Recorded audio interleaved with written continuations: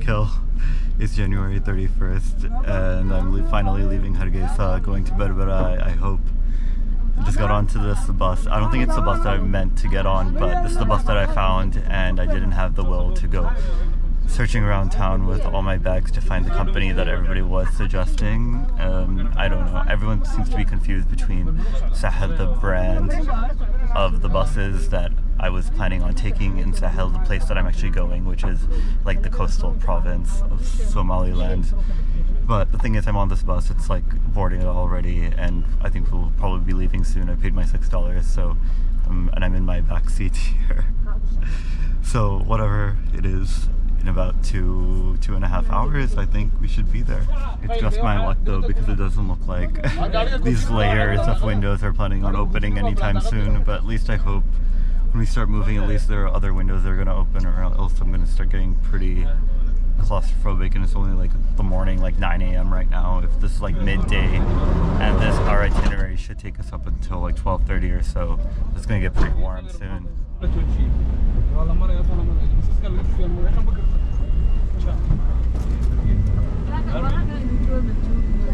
So my health update is that I'm not feeling 110% great, but at least I feel well enough to travel for like 2 hours. That's completely okay. I did buy some like ice cold water, and I dropped my noon tablet into it, so focusing on hydration more than eating, because I still haven't regained my appetite to what it was before.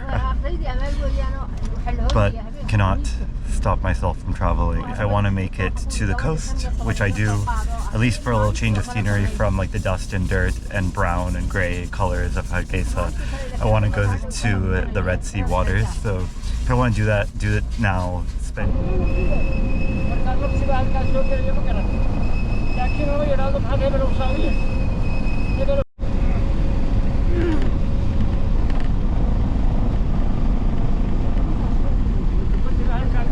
If you're Googling the Horn of Africa in the news at all, you would have probably heard about the drought and the famine and everything that's been taking place, and which is beginning so severe at the moment. And when you take a look at the landscape outside of the cities, you can exactly see why it's so arid.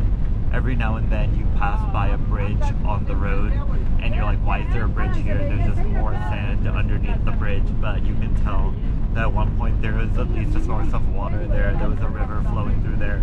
Even like a large creek of some sort would be flowing there, but now it's completely dry and it's just more sand. Where there was a source of water that probably sustained life in that area. But it's got to be tough to live out here. Even when we were on the road, sometimes you'll see people out in the middle of nowhere here with like water cans, like banging water cans for the side of the road, probably asking for just like water from people who are moving from one city to the other, where you can at least be buying water in bottles. But other than that, I don't really know where else you're getting water.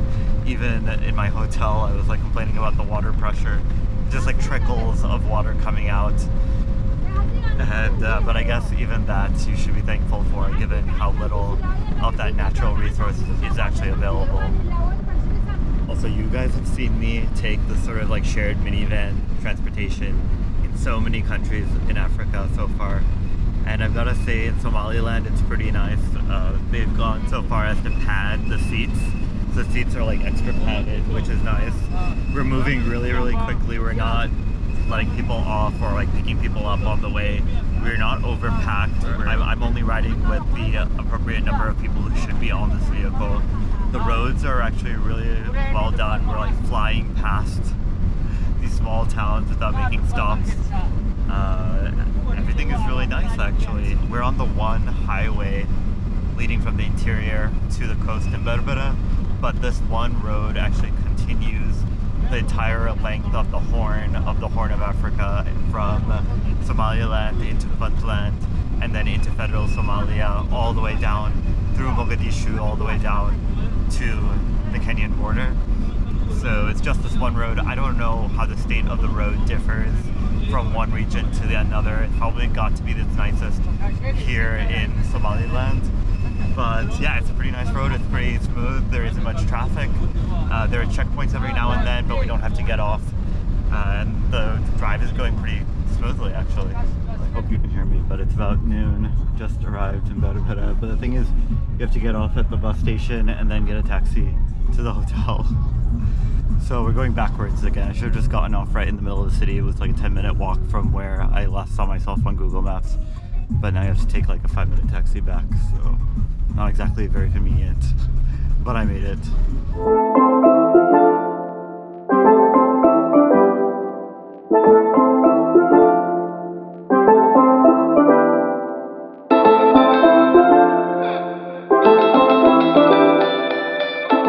Hello everyone, good afternoon. I just checked into my hotel. It's the same chain of hotels. They have a sister location here in Berbera, and it's very similar aesthetic to what you've seen in Hargeisa. But just getting here from the bus station, I was like, wow, the vibe of the city is so different from Hargeisa. It seems like a little laid back, a little more chill, a little more coastal. You've got a lot of influence coming in from Aden, Yemen, which is just across the Gulf of Aden. That's that body of water that's right here. And Berbera is so important, not only in history, but also today, because it acts as one of the main ports for the landlocked country of Ethiopia, where we just were. But I'm going to stop getting ahead of myself. I'm just going to get settled into the hotel room and then go get some lunch in the restaurant right at the hotel. I still don't want to go eat anything outside that I'm a little more iffy about. And then we can head out and check out the city, maybe if not in the dead of the afternoon heat, because I do feel like it's a little bit warmer here since we are on the coast, a little bit more humid as well. But maybe if not now in the afternoon, then perhaps in the evening we'll go out and go for a walk. Once I just finished up lunch, but check out this view from the rooftop of the hotel. You've got the Gulf of Aden right behind me, and on the other side of this water is Aden, Yemen. From this vantage point, you really get a sense of how this part of the world, the Horn of Africa, really sits at the crossroads of not only Africa, but the Middle East and South Asia.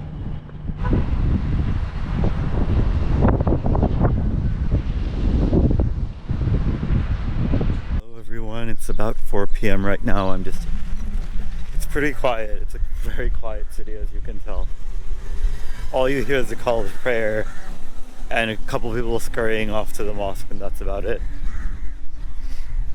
But this was actually such an active city in the medieval period, from about the 13th through the 18th century, when you would have multiple sultanates ruling this area, and it was really be in conversation both with other parts of East Africa, Sub-Saharan Africa, North Africa, as well as serve as a point for communication with the Middle East, given that Yemen is not very far away. And so many of the natural resources which would be extracted from the interior of Africa would make their way here. This would serve as a port for these items to then travel to the Middle East and South Asia by way of the Gulf of Aden, the Red Sea, the Arabian Gulf. You've got all these bodies of waters, the Indian Ocean, but I guess furs and ivory. And then something else you would think about are, actual humans. Like, that was one of the 4 slave trades, was the Red Sea slave trade. So you'd be purchasing and selling Black Africans as commodities from the African continent, then taking them to the Arab world and onward. You would also have things that are just very specific to this part of the world that have now become very famous all around the Islamic world, such as myrrh, frankincense. You saw the bukhur that people burn for the coffee ceremonies in Ethiopia, and how that's such a popular item to burn on almost a daily basis in the Arab Gulf. Well, that's the trade which brought all that bukhur, that incense, to the Middle East as well. And of course, the Europeans would not allow the Arabs and the Indians to just monopolize the wealth of this trade. So the British came in around the 1880s, I believe, to set up their own protectorate. in this part of Somaliland. And that's exactly what Somaliland is and why Somaliland is distinguished from the rest of Somalia. The rest of Somalia was taken and colonized by the Italians. Somaliland was taken and colonized by the British. And so this protectorate always had a different identity from the rest of what we consider Somalia today.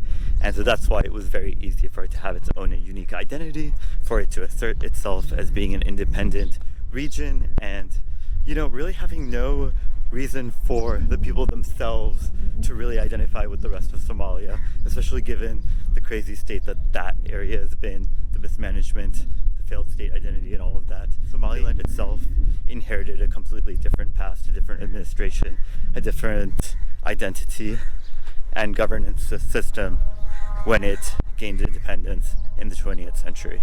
It's really interesting just how well Berbera and its links to some of the other trading towns we visited actually has been throughout antiquity. If you talk about Arab writers, Ibn Battuta was here. There are plenty of Chinese writers here as well. All these travelers have been here just because it was so important acting as a trade hub. There was no way you couldn't come here. If you talk about Zeylak, which is just on the north coast here in Somaliland, that's another spot. Then there was Harar, which we visited in Ethiopia. All these areas were in conversation with one another, and we're not even touching on the Arab Gulf and all the other places along the Swahili coast where we visited earlier on in our trip. 19th century up until mid-20th century British protectorate status. That was really interesting because at one point the protectorate had its capital here in Berbera. However, it was then changed to being ruled from Aden. So, salam, bikhair. The actual capital of the British protectorate was here in Berbera, and then at one point it was changed to Aden, Yemen, and then all these areas from Aden, Yemen to Berbera and Somaliland all fell under the government of Bombay being ruled from India. I think this is sort of the historic center of what used to be that trade hub of Berbera. You got different styles of architecture from Ottoman periods, Egyptian periods, from the British period. Some of the architecture looks very, very much like what you might find in Yemen or in other spots along the Swahili coast. I'm walking by this like white stone-washed mosque right now, and the thing is I can't even find the history about anything because don't really have names on Google Maps or anything like that. And it's not like there's a bunch of people who visit here all the time, so they've written blogs about all these buildings already. All you have to do is just kind of like walk around and get a sense of what's written, talk to people, and sort of piece things together yourself. Because I don't even know if the people here really understand some of the significance of these buildings because they're laying in ruin or used for like fish markets and the like. But maybe that's exactly what they've been used for all along, which is very, very likely. I'm just trying to attribute some other significance to them. But I do know that that one was definitely a mosque.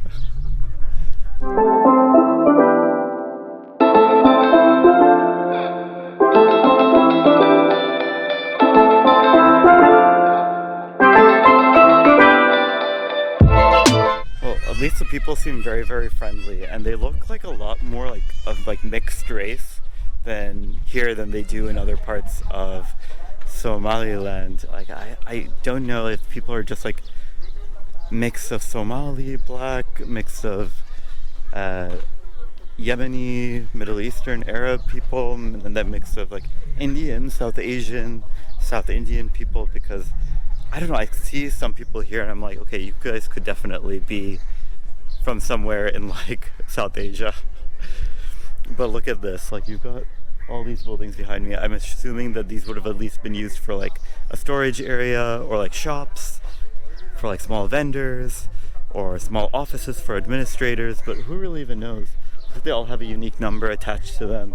Some have like a little name written next to them, but that might also just be graffiti from very recently. I'm not exactly sure. But the thing is, like, they're all very, very gorgeous. You know, look at these buildings behind me. They're absolutely gorgeous. And the one behind me, if you look at it from the other side, it's like a cafe. There's a bunch of people sitting around on like plastic chairs and the like. So I was just talking to some people. They're obviously curious about what I'm doing, why I've got a camera, what I'm doing here in Berbera. But it's like nothing like antagonistic. People are just curious. I mean, if I lived here, I would be very, very curious too. But look at these buildings. Like, this whole district of Berbera is surrounded by buildings. This whole district of Berbera consists of buildings like this. And it seems like there's got to be stories behind all of them, but I'm just not sure where to look. But oh, look at this one. It's like crumbling behind me.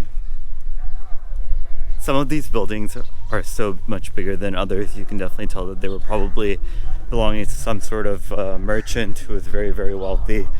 And the strange thing is that some of these buildings have just completely crumbled, whereas others are still standing and have been renovated.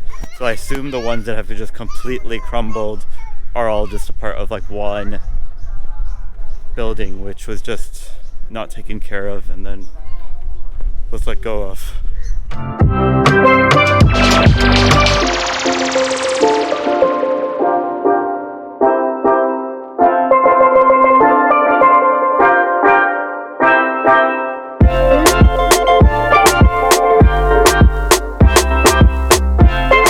Honestly, I'm not exactly sure what people do in these towns. Oh, I thought I ordered tea without milk and just like a plain like black tea, but I got the regular tea, so I guess that's fine. I'm pretty sure it's going to be full of sugar though, so it is what it is. But it seems like the daily pastime in all these Somali towns is to just sit down, chill, drink a tea. You're always going to find the special Somali tea on all the menus. I think it might be made out of camel milk. I think maybe that's what makes it special Somali tea. But if I'm going to sit here in front of this like beautiful building, then I want the full authentic experience. I will just drink what everyone else is drinking instead of trying to drink to my sugar-free, milk-free, whatever diet. Whatever. I'm sure it'll be good. The one thing you'll find in all places like this where there isn't a lot of diversification of activities, diversification of identities, diversification of just like things to do, ways to be, is that you will find literally all generations, all socioeconomic statuses, like all people sitting here at this one place because this is just like the most hopping place here. It's not like you can be like, oh, I'm choosing to drink today, or I'm choosing that I need some more caffeine today, or that I'm choosing just to stay in and do nothing today. There are no options. Like, you just got the one option to come here today, and that's about it. Because you can't stay home because that's like inappropriate for men to just stay at home. You can't go out to drink at the bar because that's not a thing here. The only thing you can do is really just come out, sit on the street, sit at the coffee shop or at the tea shop here, and get some caffeine in you. When I meet people who like don't speak any Arabic or any English, it's always fun because I have no basis for anything in Somali. I'm trying to ask your name. Ismak? Allah. Jama. Ismak Jama? Osman. Osman. Oh, okay. Nikhil. Nikhil. Nikhil.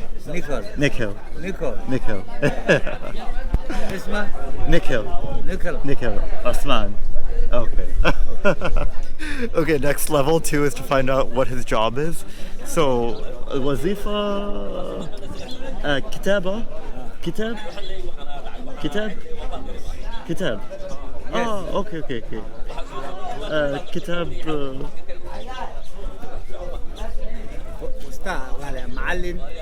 معالن مسجد معالن في المسجد اوكي فمعالن اعلان لا دارت sometimes دارت table has left, so I'm gonna get up and leave too.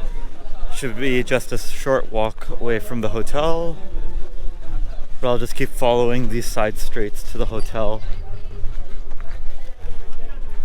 The road that I took here was the main road, but I think if we keep following these parallel streets, we should get back to the hotel as well, and probably be a little bit more interesting too. I've got all of tomorrow here. I've got all of tomorrow here in Berbera as well to probably do pretty much what I've done this evening.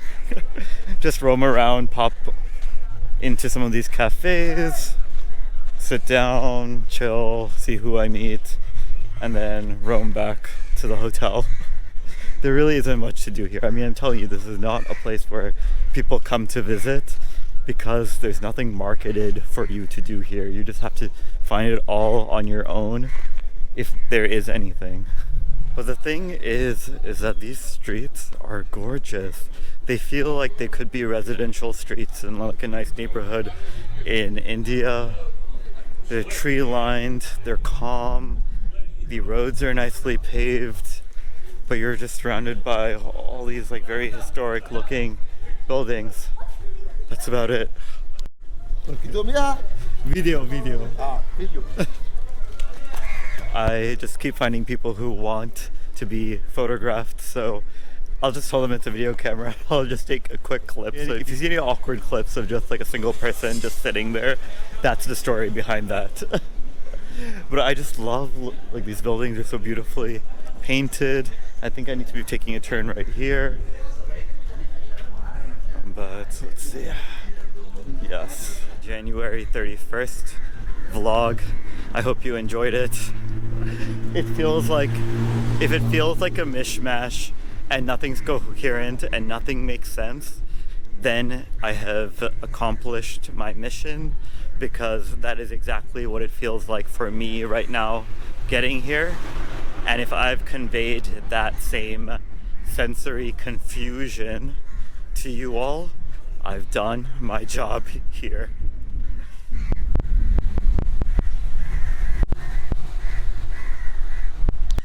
I try to go in to every vlog with a sort of narrative arc, so beginning, middle, and end. And I've been finding recently, when I'm in a region of the world that I don't know very well at all, I don't know the language, I don't know the people, sometimes I don't even know where I'm going to be that day. And I told you in one of the vlogs, I don't even know which country I'm going to be in by the end of today. I find it hard to stick to a narrative arc, so if you guys are watching and keeping up with my vlogs, I really appreciate it. They all seem like such a mishmash over the past couple episodes, with me being sick, with just my plans not being so sure, with me not exactly knowing where I am and the like.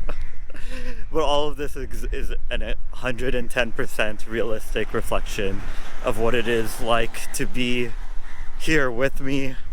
I don't know, just sitting there even at that cafe, I'm like, what is life? Like, is this my life? Like, I mean, if you just compare where I was for my last birthday, February 2022, to where I am right now this week, February 2023. Life is a strange thing, and sometimes I'm pinching myself looking at my position on Google Maps, exactly where I am in the world. It's very, very extraordinary. With that, it is almost 5:30 p.m. I am back on the roof of my hotel. I've made it sound and safe back to my little oasis of peace here in Berbera, overlooking the sea, overlooking the mountains on this side. And let me just tell you, I want to thank you all for watching my vlogs. I know it's been so chaotic, but nonetheless, I'm here in Berbera. I'm enjoying it for what it's worth, and I'm so excited to see what tomorrow holds. I know we walked completely on this side of the city. This is probably like the older side, with all those beautiful old crumbling buildings. And then tomorrow we've got the entire day here. Maybe we can head this way, maybe we can head this way, who really knows. But I'm gonna end the vlog here, I'm going to spend the evening at the hotel because what else does one do in Berbera? There are no bars, there is no nightlife. I can't even get a beer, so maybe I'll get a cold juice or something like that. A sober way to end the month of January. It's been a remarkable one, remarkable start to the new year. But with that, I'm going to say good night, good evening, take care, bye everyone.